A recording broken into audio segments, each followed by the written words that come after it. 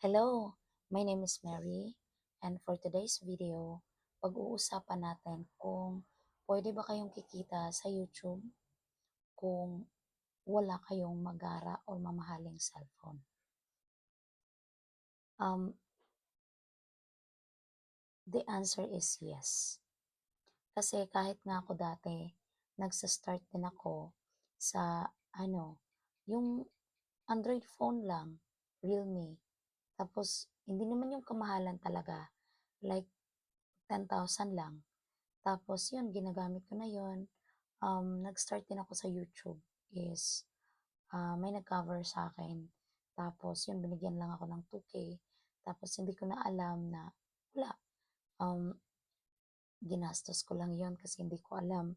Pwede palang pwede pala ako maging vlogger. Ganon. Hindi ko alam yun.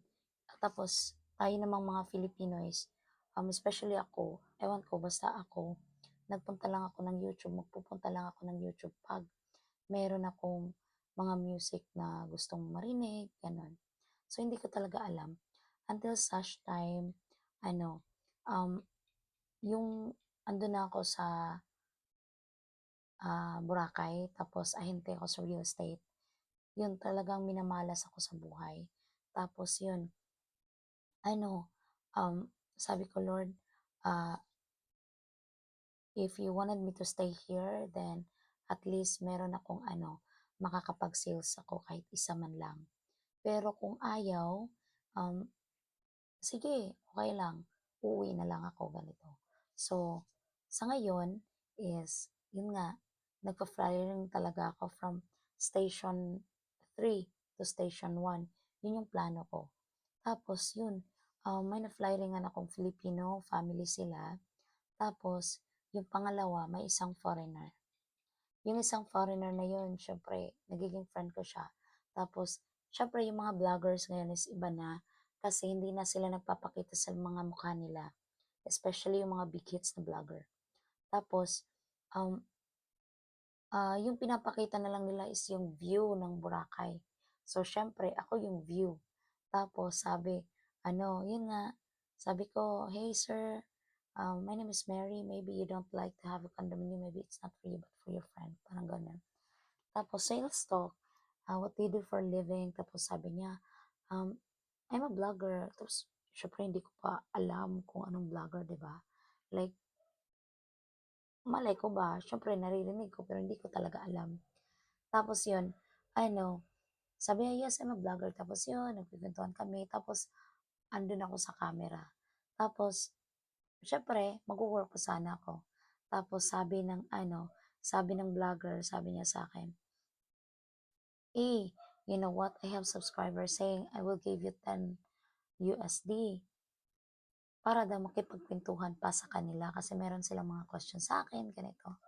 Kaya yun, naisipan ng isang vlogger na sabi niya, ay ganito na lang, sige, siguro hindi man ako bibili ng condominium mo. Yun nga lang, tutulungan kita na i-post ko yung condominium mo sa sa iba-vlog ko yun, para naman matulungan ka, ganito. Tapos yun, tapos nagko-collab na kami, in-interview na ako, ganito. Pero hindi pa ako nag-start talaga. Nung panahon na after Boracay is nag-separate ways na kami. Siya papuntang Manila, ako din papuntang Negros Oriental. Tapos yun, ano, um, nag-work pa ako ng call center, hindi pa talaga ako nakapagsimula. Until such time na nag-work na ako sa province. Tapos yun, syempre, maliit lang yung sahuran, ganito. Tapos, umutang pa ako ng, ng motorbike, ganon. Salamat sa nag-sponsor din. Tapos yun, doon na nag-start. Yeah. So, kahit na hindi kayo marunong mag-edit ng mga video, wala lang, be simple lang. Kasi natutunan ko rin yun sa kanya. Parang raw lang talaga. Wala talagang, yung mga pa-eme-eme na ganit. Wala. Kaya yun, sa ngayon, I am 3.9 subscriber.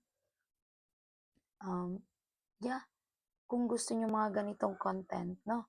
So, follow niyo lang ako, i-subscribe niyo lang ako, tapos join lang kayo sa mga live stream ko.